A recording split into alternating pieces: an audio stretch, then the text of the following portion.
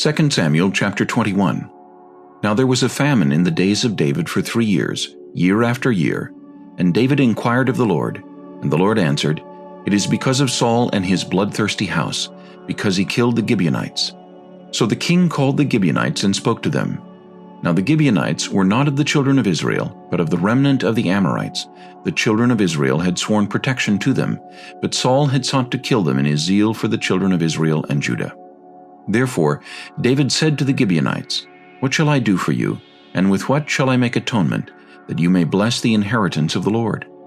And the Gibeonites said to him, We will have no silver or gold from Saul or from his house, nor shall you kill any man in Israel for us.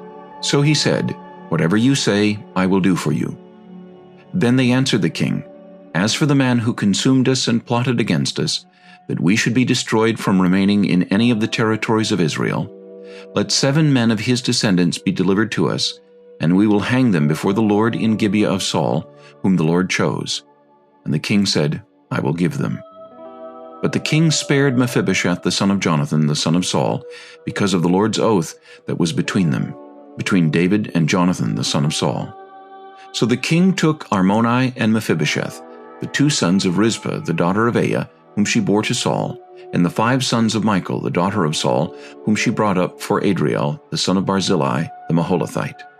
And he delivered them into the hands of the Gibeonites, and they hanged them on the hill before the Lord. So they fell all 7 together, and were put to death in the days of harvest, in the first days, in the beginning of barley harvest. Now Rizpah the daughter of Aiah took sackcloth and spread it for herself on the rock, from the beginning of harvest until the late rains poured on them from heaven. And she did not allow the birds of the air to rest on them by day, nor the beasts of the field by night. And David was told what Rizpah the daughter of Aiah, the concubine of Saul, had done. Then David went and took the bones of Saul and the bones of Jonathan his son from the men of Jabesh Gilead, who had stolen them from the street of Bethshan, where the Philistines had hung them up, after the Philistines had struck down Saul in Gilboa. So he brought up the bones of Saul and the bones of Jonathan his son from there, and they gathered the bones of those who had been hanged. They buried the bones of Saul and Jonathan his son in the country of Benjamin, in Zelah, in the tomb of Kish his father. So they performed all that the king commanded, and after that God heeded the prayer for the land.